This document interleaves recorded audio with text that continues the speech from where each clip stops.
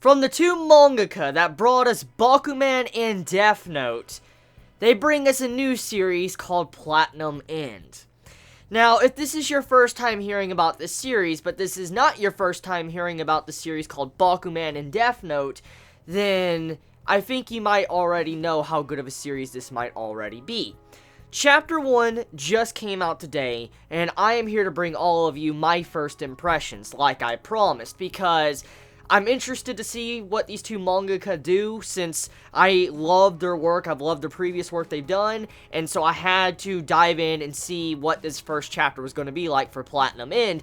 And to my surprise, or actually not really to my surprise, because I expected something good, it seems to be a really good start to a really good series. So what is the premise about when it comes to Platinum End? Now, we already knew from what we heard about from certain slight information that was going to be focused around some form of angel. Well, we get the plot now with this first chapter, and the plot is about 13 angels being selected by God, and these 13 angels have to select a random human in the world, and when they get selected, they are competing to become God.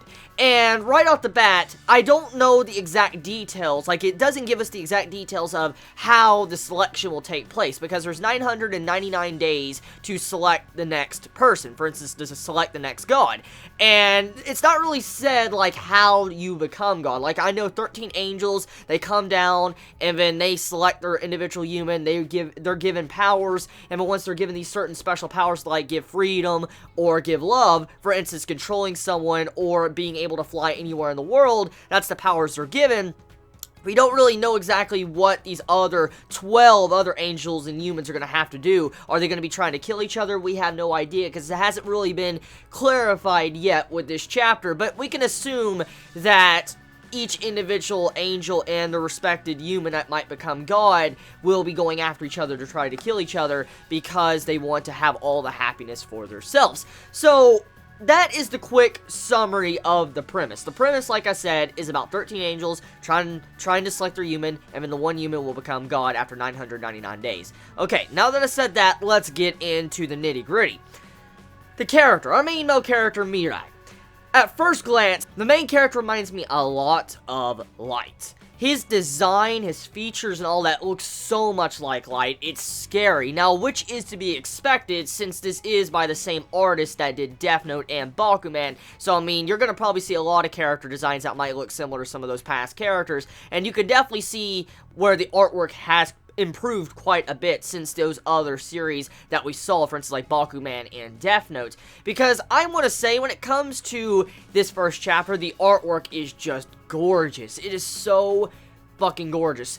The artwork we know really well when it comes to series like Bakuman and Death Note, like the artistic panels we see, that is what we are given in this first chapter. I love that one panel to where the angel pops up, or like Nacha pops up, grabs our main character, and you just see the wings expand. That was so beautiful. And then the ending part with, you know, the god and then 13 angels and stuff when they're bowing down, it looks so gorgeous. I cannot express that enough. The artwork was, oh my god. I don't know if this is going to be a monthly or a weekly series. I actually don't know any information about that. I don't know if this will be monthly or weekly. But for now, though, if this is going to be a weekly series, holy crap. If the artwork can stay consistent like I saw in this chapter, this might give Koobs a run for his money when it comes to character designs and stuff. Because this right here, this first chapter, whoa. Okay. So, there's definitely something very suspicious going on with the setup of this angel, Nacha. Because Nacha, she goes along the lines of telling our main male character when he was about to commit suicide. Like, he jumps off a building. He jumps off a building about to kill himself, and she saves him right before he dies. She saves him, just grabs him right before he's about to smack his head all over the pavement. And when she saves him, she says, like, you want happiness. I heard in your mind, like what you said, you want happiness. You want to live for happiness. So she's like, here, I will give you freedom, and I will give you love. You have to make the decision. You have to make a choice. Like, which one do you want? Do you want love, or do you want freedom? And then the main male character, he's like, I just want to die. Just drop me, let me die. He's just, like, pleading to the angels, just let me die, I want to die, I have nothing to live for. I mean, I've been abused by my family, or my uncle and aunt, and they've done horrible things to me, they've used me, and we get to see the entire backstory, which is just pretty fucking terrible. Like, worst parents I've seen.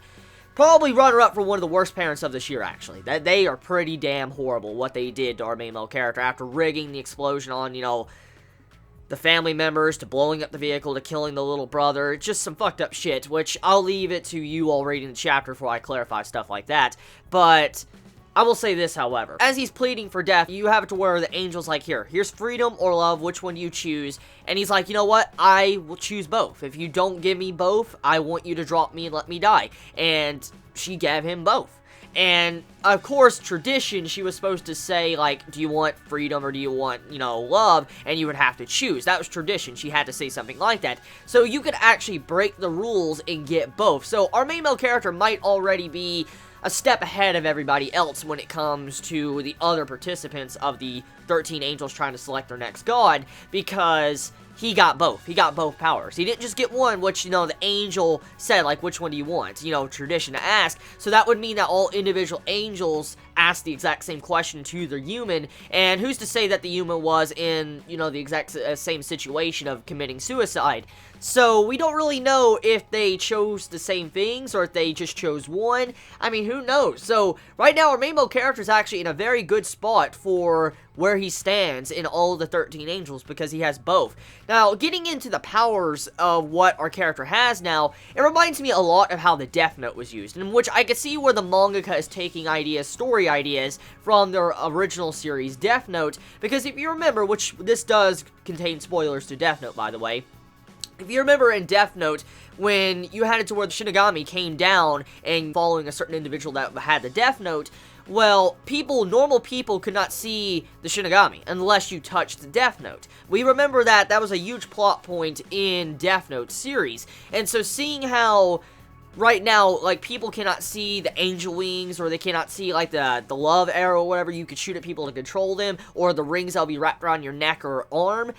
The normal people can't see that unless you have an angel with you. So this is a crucial plot point that reminds me a lot of Death Note. Now, I'm not saying this is a bad thing because it reminds me of Death Note, because it could be twisted in a way that's a little bit different. Hopefully the mangaka uses tactics that was used in Death Note and kind of makes it into a more interesting piece of storytelling that kind of thrives upon some things that maybe even Death Note itself might have been lacking. And I do hope we get to see stuff like that. Now, the love arrow, this is the power that is really intriguing. Now, at first glance, the power seems to have it to where anyone will fall in love with you. That's what it is described to be as. So, for instance, if I was to shoot you with this love arrow, you all would love me unconditionally, and you would just, you'd love me. And I could say anything. I could say you go walk up those stairs, you would walk up those stairs. So you could probably already see where this is going. This is like an overpowered Death Note. That's exactly what this is. It's an overpowered Death Note, because you don't have restrictions of needing to know their name or face. You could just shoot them with an arrow, and then you can control them. You can control them to do your will. So, if you could shoot, like, maybe 10 to 15 people, and if they were all police officers, you can say, I want you all to defend my ass. There you go. So, that goes to show you the type of power that this love arrow can have, and we got demonstration to its darker side with how the aunt killed herself with the knife when he said you should all just go and die. So, what he says could happen. For instance, he needs to watch the words he says, because if he was to accidentally shoot someone he cared about, and then all of a sudden he says, like, oh, go chop off your arm, well, they would go chop off their arm. So, I mean, yeah, some pretty bad things could happen, and we right now have the setup of a potential Kira, the way this is going. Hey, I'm all for that. I mean, if I'm gonna get to see another, like, remaking of Death Note that might be a different spin to it, or, a lot better in terms of probably trying to do its storytelling, I am completely fine with that. I have no issues. Now, in terms of the wings, however, the wings, you could fly. You just get angel wings. It's pretty basic. I mean, it's self-explanatory. They're fast wings that you can fly anywhere around the world, and we get to see the speed of these wings by our main male character flying, and he goes over to the Empire State Building from Japan. So, the speed of these wings are ridiculous. So, if you're under fire or someone's coming after you, you could run away real quickly, unless another angel was following you. That's the only person you would really need to worry about. So, in terms of speed, of getting away with normal problems, like if, police was after you or something, you would be completely fine. You wouldn't have to worry. We also kind of find out that the wings can go through different objects as well, so there's no restrictions on the wings. For instance, if you're in the middle of a hallway, and you just have a cramp, there's enough space for you, those wings will possibly go through the walls, but you'll still be able to fly. So that might be a crucial plot point later on, judging by how this mangaka does their work, especially with their storytelling. That's something that'll probably be used if this does turn out to be an intellectual story. Now, that's about it. I mean, the first chapter, pretty fucking good. I'm excited to see where this is going to go, because Platinum End has great potential right now. It reminds me a lot of Death Note, but a different spin to it, like a twist, because it doesn't have the restrictions of the Death Note. It doesn't have the same premise as Death Note, but it has some similarities that could be very interesting depending on how the mangaka writes the story. Now, the artwork wise, like I said, artwork just fabulous. I have no complaints with the artwork. If the artwork can stay consistent like it is, we have a very good series. That might be one of the best series ongoing, depending on how the story unveils itself to us. So let me know your thoughts in the comments below. You all have a wonderful day or night wherever you live. Please be safe. Chibi out.